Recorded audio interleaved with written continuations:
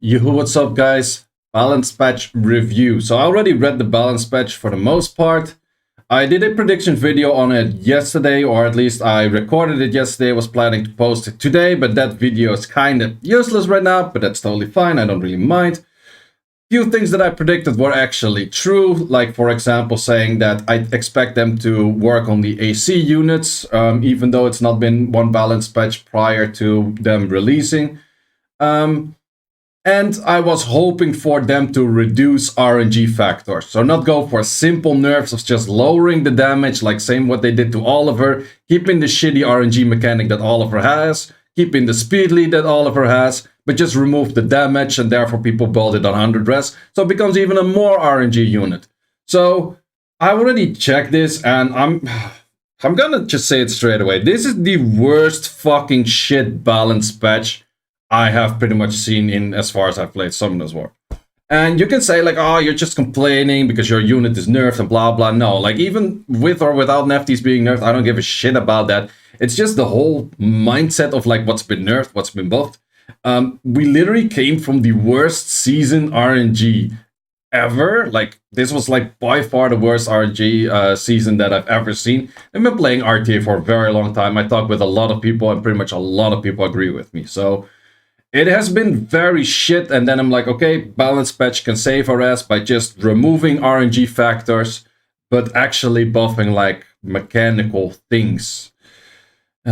So no more Josephine buffs if it procs all the time, it's good. No more Gyu buffs if it despairs all the time, it's good. No more bullshit, no more Manon, like if she parries all the time, it's fucking OP. If it's not, it's trash. But yeah, let's look at the actual balance patch and let's go from there. Is this readable? Probably not really, so let's zoom it in a little bit. Like I said, we're just going to reduce the fucking damage and reduce the stun rate. That doesn't fucking change shit. Like, sure, like, she's not gonna kill your units in the process anymore. Maybe that.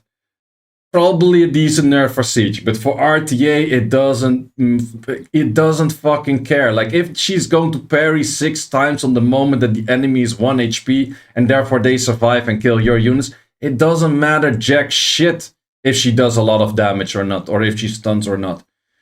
What matters is that she's just a fucking high RNG unit. And the only thing that changes this, in my opinion, is like people are going to be like, oh, Manon doesn't do as much damage anymore. Then I might as well 100 res build it and add even more RNG to the table. Motherfuck, man. It's just such a lazy fucking nerf. Like, it doesn't change anything about the annoying mechanic. Like, why do people feel annoyed if they get killed by Oliver? Because it cycles and it's just annoying to see him take 16 turns and kill your whole team that way. This is just if it parries and therefore you don't kill the enemy, it's just annoying. They're just buffing annoying units and then reducing their static mechanic that doesn't really change anything to the annoying factor. Whatever. That's just, I don't know, man. Like this whole balance patch, like, I don't freaking know. Okay, next one.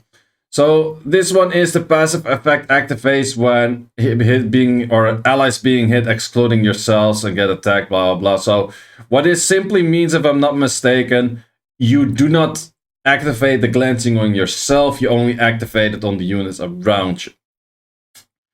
I don't think it changes too much for RTA because in most cases people don't really focus the mollies anyways, and if you want to focus the molly, it's like 100% tank anyway, so does it change that much? I'm not sure. Does it change anything in the RNG mechanic? Maybe slightly. Like you could focus it down and then if you can kill it fast, I guess it's okay-ish.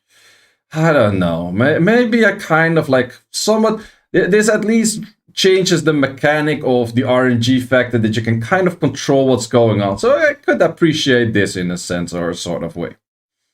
Then we have the Dark Onimusha no longer increases damage by 30% when attacking an enemy. Is that, I'm not 100% sure, is that the passive that if you're stunned you do extra damage, or is this just a straight up 30% damage nerf? Because in all honesty, I thought this unit was doing too much damage, for sure. It was too much healing, for sure. But straight up 30% damage nerf, like correct me if I'm wrong, it might be that I'm wrong, but that's a lot. I would say, like, Are we gonna get some Gurkha vibes in this one? I don't know. Next one. Oh, let's add more RNG to the table. It's like, yeah, but say it's your unit, so you complain about it. Well, I showed in the previous thing where I did the balance patch review. Dark Desert Queen, aka Nephtys, is at the worst win rate she is at since her initial buff. Pheromos has been buffed 6 times.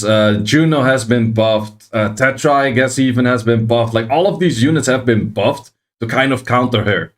She has been nerfed already for not always landing the silence. You have to have at least a defense or like some debuff to land the silence. But this also doesn't change that much, except for now you are allowed to sack Nephtys.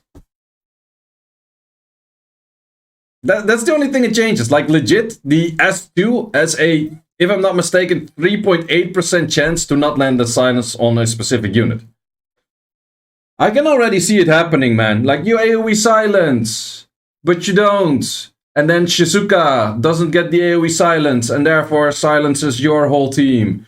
You just add more RNG. Like, I don't care if you change, like, if you made all of our debuffs 1 turn or something like that. I don't, like, that's a harder nerf than this, essentially. But what I don't understand, why do you have to add more RNG factors to everything?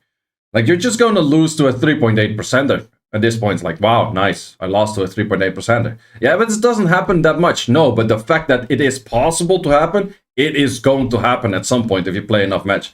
It's just a dumb fucking nerf. Plus, like, look at how many LD5s are currently fucking OP. Veronica S2 does way too much damage. How about you add speed scaling on her S2 or some shit? Or Nikki S3 multi-hit heal blocks and attack buff with a heal S2 that cleanses and pretty much full heals. Yeah, no, that's totally fair. Let's nerf Dark Desert Queen. Oh man, their priorities. Whatever. Let's say I'm biased, and because it's my unit, I'm biased on that. But let's call it that. I don't know. As I mentioned before, I kind of expected them to buff the AC units for 2 reasons. 1, they're entirely fucking shit. And B, they can still cash on AC scrolls right now. The combination of them two is that they went out of their way, or their standard way, of waiting 1 balance patch and then addressing the units in the next one. They went for it right away. What do we have on the fire? Ezio, ignore defense by another 20% when attacking the enemy without beneficial effects. I guess he can go up to all the way like 100% ignore defense then if they're like 0 HP, but then they're already dead. Not really sure if that adds that much. I guess it does some more damage, but is that anything that useful? I don't know. We have Distraction, that's the throw monies on the floor for people skill. It grants counter attack effect on the allied target. How about you actually mention if it's 1 turn or 2 turn, but I guess they forgot that important factor. Is that useful? Yeah, I would say that has some niche ways of being used. Like, you can throw it on the vert start countering, that kind of jazz. That's I guess a good buff. That's something it maybe should have had all along. But who knows? I guess these are pretty good, especially for, I would say for the light ones, like both light units is pretty good. For the water stripper, I'm still not really sure if it's useful. Dark Ezio, however, hidden gun, and additional attack that always crits. Nice. If you want to have this unit on proper damage, you have to make it high on crit rate anyways, so this doesn't make any fucking sense. Plus, the hidden gun skill does like absolutely, it is one of the lowest multipliers I've seen in the game, so it doesn't do any fucking thing. Very useless. Nice. Then we have the Dark Wind and Ezio. Fire, Wind, and Dark Ezio. Nimble Assault, decrease the attack bar from 30 to 50. I'm not sure if that even changes anything. Like that barely feels like anything useful. Whatever. We have the light one, Air Assassination. Cooldown of Air Assassination is decreased by 1 turn if the enemy dies. I am not entirely sure how long the cooltime is right then and there, but I guess Light Ezio might be pretty interesting, because you get an instant turn, you get a cooltime reduced, you can start throwing the distraction right away. So I think Light Ezio, not necessarily saying like it will be an RTA unit right away, But Siege, I can definitely see it being used as Siege, and maybe here and there in RTA. I think Lights Ezio could be pretty decent with this. You have the Fire Bayek, and he's going to decrease enemy defense for 2 turns with a 30% chance. Is that the multi-hitter? I think it is, right? I would have to double check, but I think it is the multi-hitter. And then adding a defense break on a multi-hit skill with scaling with HP might be interesting. I think more Siege related than RTA related, but I guess somewhat interesting. Then we have the Water and Light Bayek that did absolutely no damage. Are they actually going to increase the damage on this one? Nope, we're going to decrease the attack bar from 25 to, or from 20 to 25%, which does absolutely fucking nothing, I guess. Then we also have the Wind one on the passives. It inflicts more continuous damage. Okay, that makes it more useful to solo giants, because you really want this unit to solo giants, because... Okay, on to the next one. We have the Light Bayek, and it recovers 30% of the inflicted damage. Didn't I just mention that he does absolutely no damage, and now he recovers of 30% of absolutely nothing? I think that's about the same amount as the name of the skill of a red skill 3. You can fill in that one. Then we go for the Dark Bayek. It removes 1 beneficial effect after being stunned from an enemy attack by the eagle. Okay, after. So you cannot strip immunities, it is after. I don't know, man. If it was before, you could strip like immunity and therefore instantly like strip stun. Because that, it's just random. Like, you're literally, this is your random thing. Like, ooh, let's add more randomness. Ooh, that's literally the fucking name of the game, man. We might as well play fucking rock, paper, scissors with gacha PvP or gacha pay to win like fucking factors in it by now, man. I'm legit getting tilted reading this fucking balance patch, man. Everything is just like add more RNG. Okay, wait. Next one, we don't. Increase 10% damage. Yeah, this skill was fucking shit, man. You might as well straight up add 20% damage, because you're probably still in a lower multiplier than Kali S2 and what's it called? Covenant S3 and that kind of shit. But yeah, whatever. Okay, we have the Water Ivor. The required conditions of your stats to be activating the passive when the battle begins medicated. Very happy that they're very specific with this, like how much it actually is. So I guess the people gotta test again, like how much it is medicated. Okay. We also have the Water, Wind, and Dark one, throwing Axe Fury. I think that's the S2, and it decreases from 20% attack bar to 50. And I think it's a 3-hitter, if I'm not mistaken. That is a good amount of attack bar decrease, actually. That comes quite a bit closer to what Jaeger used to do, while it actually absorbed. But the decrease of 50% is a decent amount. I must give it that. I think that's pretty decent. We have the Fire and the Light one with the Harpoon decrease. Becomes a Absorb. Okay, so I guess for the Fire one, I'm not really sure if it's helping that much. But for the Light one, it becomes very odd, because the unit already has high speed. The unit gets attack bar all the time. And then now you also get more attack bar. I think the unit gets enough attack bar. Like, I think it needs something else to actually be functional good. But I could be wrong, I don't know. We have the Dark Totemist, aka Maya, aka one of the shittiest units in the game you can pull. Provokes now for 2 turns. That is not bad. That, like, 2-turn provoke is just so much stronger than 1 turn, because you can't proc out of it. I think that's pretty good. Then we have the Dark Howl, and decreases the skill cooldown of the attack by 2 turns of Chacha and friends. Build to switch attack power from the enemy targets. I don't really think that one of those RNG conditions as well. Okay, well, whatever. We have the Pure Vanilla, and that changes the attack bar. Wait. Attack bar increasing effect granted on all allies increased by 30%. Becomes attack bar decreasing effect granted on all allies by enemies decreases by 40%. So wait, instead of like a third helping booster, it becomes a kind of like a Sammy-Jackson-ish kind of unit. Still that it has a pretty shit S2, I guess, but that's also improved over here with higher shield. But that is that necessarily good? Like, so it becomes somewhat of a counter-ish to CP, but then again, is it that much of a counter to CP? I am not sure. I feel like it is a change. I wouldn't even call this a buff. Like, I feel like you could use this because you had it in control when you are going to buff your attack bar, more or less. This is by the enemies. So and the thing what Jackson does, it decreases it, but it boosts you afterwards. In this case, you're still decreased. So yeah, does it really add too much? I'm not sure. I guess we would have to see that. The wind one reflects 50% damage instead of 30%. I have never seen this unit being used. I'm not even sure if it's freaking good. We have the Pure Vanilla Dark and Water, and that is a skill cooldown decrease for 1 turn. And I think that is the S2 of Oblivion, which I mentioned before should be a 3 turn, because 3 turn makes it that you can probably I'm pretty sure it will get to 2 turn, so you can use it every time, and you can technically have a 100% uptime of Oblivion, rather than like if you spam that S2, there is a 1 turn in between gap where he has no Oblivion and you don't have your skill up yet. I think that is pretty good for those units. I think it makes the Dark one pretty OP. Water one would, I guess, become good for Siege. But Dark Bomb is very good for RTA in that case. So at least we're buffing some more Oblivion units. I would have liked to see more Oblivion buffs in this patch.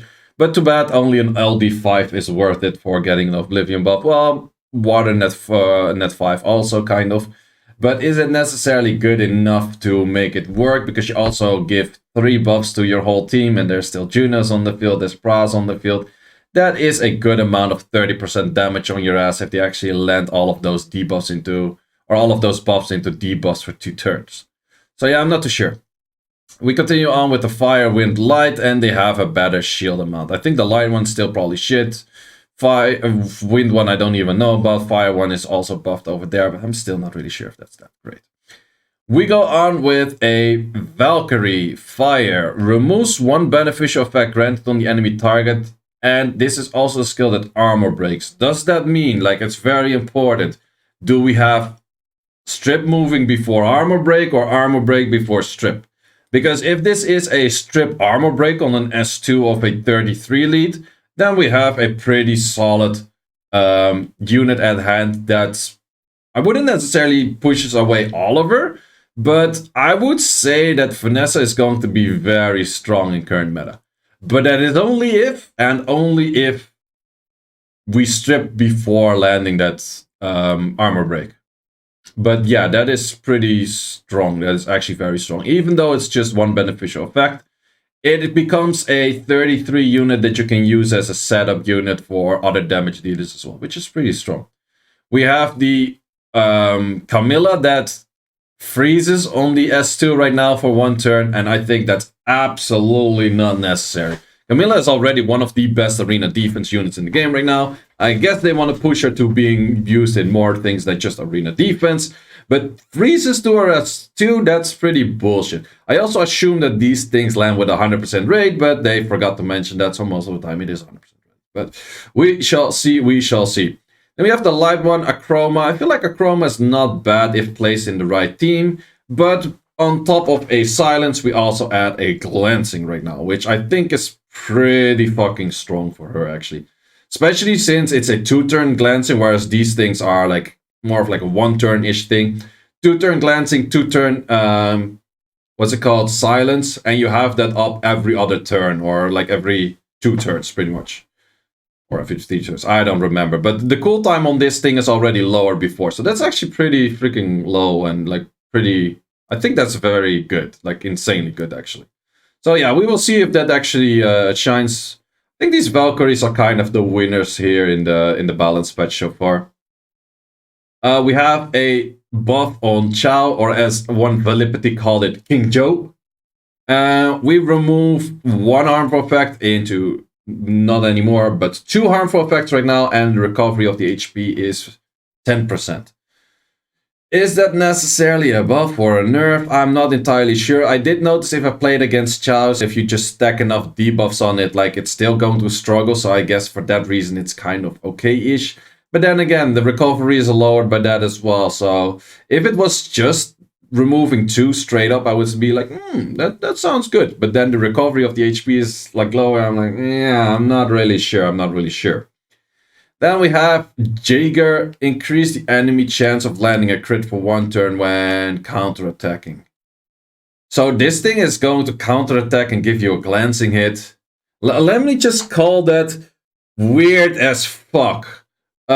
Is that good? Yes, I guess so. Is that OP? I don't know, but it's just weird as fuck. Like, oh my god, like, oh yeah, no, let's add more RNG, because now you have the glancing RNG, landing the glancing RNG, the RNG to counter in the first place, RNG on top of RNG, on top of RNG, on top of RNG, on top.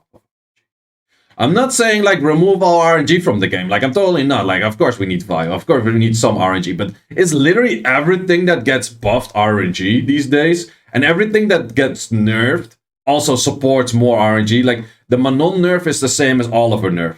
Oliver didn't get less of an RNG unit. Oliver with no damage got more of an RNG unit. Manon with less damage probably becomes a more RNG unit. So it's not nerfing shit. It's just, hey... Well, okay, back to this thing. Is it adding more RNG? Yes, this is good for the unit, probably. Then we have the Laura, and Laura's going to do damage by max HP and defense. That actually makes sense, because you actually do fucking defense buff. That makes a lot of sense to have defense scaling and then defense buff. Yeah, makes sense.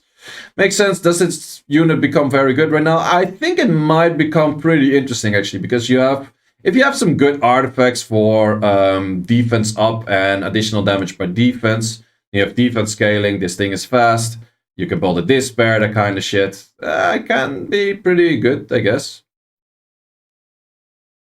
Okay, so then we have the Fire Monkey, and I think this passive buff is pretty decent and good, because normally you would have to hit the monkey to stack the passive. Now the passive would just stack if the enemy turns ends. So he will get a lot of speed anyhow, because this thing like no longer gives the resistance, but it gives like attack speed right now, or it's just movement speed, whatever you want to call it here. But I think that might be pretty decent, or actually pretty nice in the first place. So I think that's nice. That's nice. Would it necessarily start being a counter to like Oliver and things? I'm not sure. Like, I'm still not sure if this monkey would do enough on this. I feel like it might be a niche counter here and there in RTA, especially a good counter in Siege. I think a very good counter in Siege, but RTA-wise, not sure. You have the Fire Panda. Fire Panda is going to do more damage on defense, which I guess makes sense for him. And he's going to do more damage for each harmful effect grant on the enemy. That's just an R5 buff, and I think it's totally fair to be an R5 buff on that one. So I guess that's totally fine. We're going in for Rolling Cannon, and I think Rolling Cannon is the 4th skill on her. And I feel like I made a video on her before, like people saying like, Christina's so bad, buff Christina. Christina's fucking good. Like, legit, she is the highest damage dealer AoE arena offense unit. Besides some LDs maybe. But she has insane damage, so... I guess they keep the damage the same, but they don't really mention it. Could be actually less as well. She could legitimately have less damage. But grants Oblivion effect on enemies for 2 turns and then hits all enemies. I see one issue with this. And my issue is, like, it sounds really cool. It's like, oh, you can land Oblivion and then instantly kill shit. Nice, nice. I like that. Except the fact that you now need 100% or you need 85% accuracy on a high damage unit. Yeah, that sucks.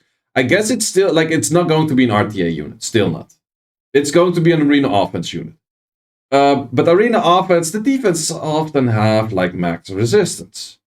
Is this a very cool thing, for example, against, like, a Pisama or, like, a whatnot, that you land Oblivion first and afterwards you start hitting them again or some shit?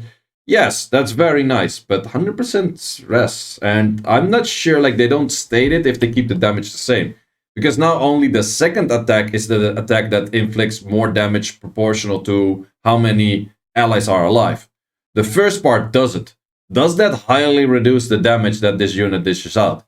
and therefore becomes just a straight up worse Hanwoo, and Hanwoo already is a unit that people struggle with building, so I'm not too sure.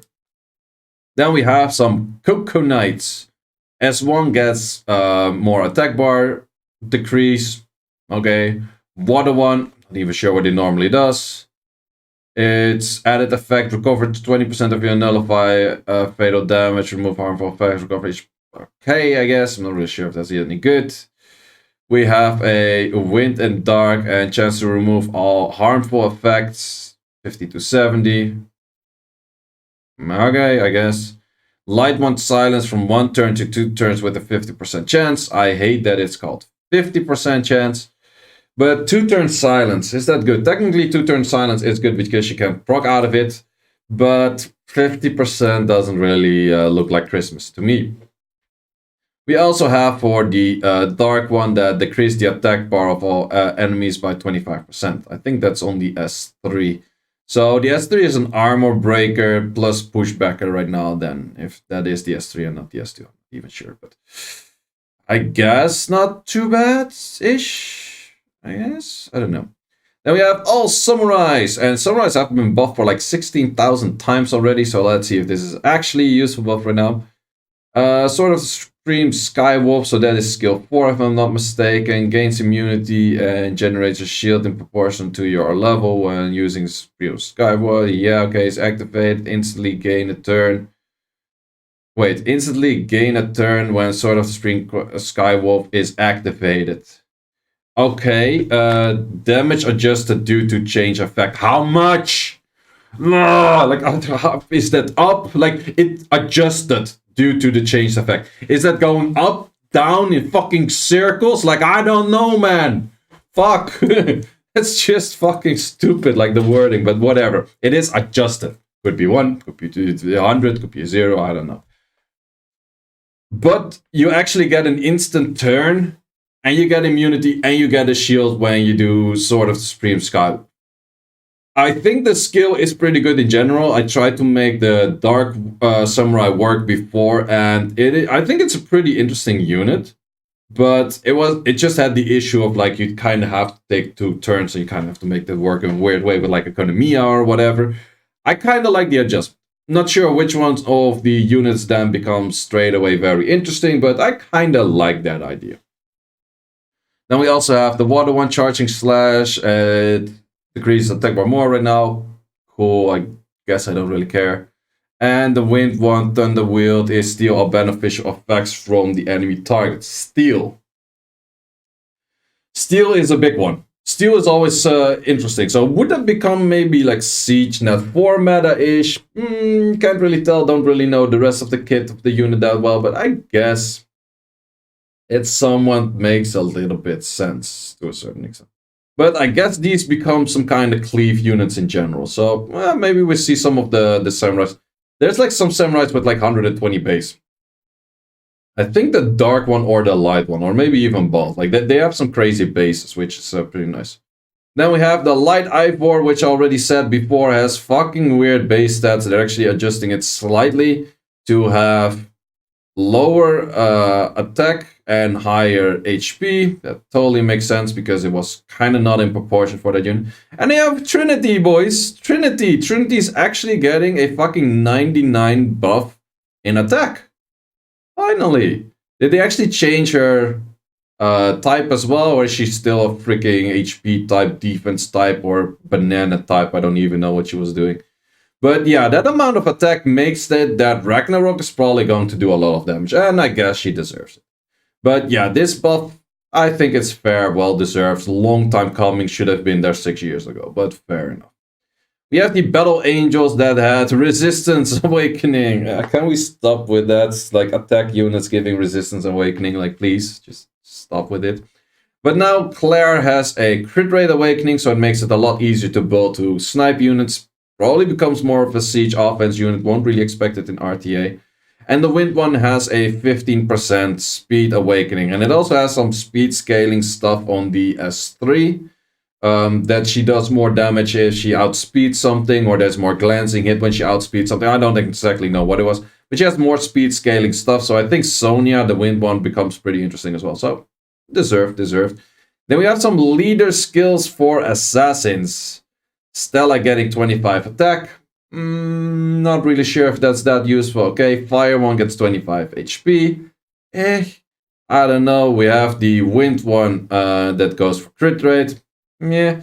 The only one that I would see is like Natalie, the Dark one, has a 19 speed, which I would say enables it in some comps to maybe become like a siege snipe comp on that 4 maybe. You kind of want to have higher than 19 base or 19 speed lead, but I could kind of see some things working that way. But all in all, with all of those balance patches, all of those changes, which was actually not that much, I took quite some time to review all of it, but I kind of wanted to go in depth. Why do I call this the worst balance patch ever? We came from the worst RTA, rookery, RNG fuckfest season ever. I saw a lot of streamers. I spoke with a lot of streamers. I spoke with a lot of people. I spoke with a lot of people from different servers, different regions, everything. And everyone called this a shitfest of an RNG fuckfest season. Why? Because everything was just so RNG dependent and so RNG rewarding. Like, it's just too rewarding that your Shizuka procs out, and instead of your team being stunned, you stun the enemy fully. It's just so rewarding if your Gio despair stuns every time she gets a turn. It's just so rewarding if your Josephine procs every time. It's just so rewarding if your Manon parries every time. There's just too many factors of those. I would have liked to see that addressed in this balance patch. It is not. Like, there's a few RTA things, and I think they rather make it worse than better. And then I see a bunch of like arena offense-ish stuff and siege stuff that I guess are okay-ish.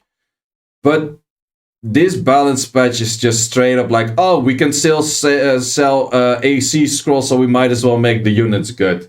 Balance patch plus everyone's complaining about Manon, so we gotta fix her in one stupid way. And Nephtys already has like close to 50% win rate, so we might as well drop that because, I don't know. Actually, I fucking called it. Like, the moment I pulled Lima, before SWC, like a week before prelims, they nerfed my Lima and pretty much all my oracles with that. Then I pulled Nephtys and it's like, oh, you got Nephtys for next year SWC. I'm like, yeah, watch them fucking nerf it before SWC happens. Fucking joke.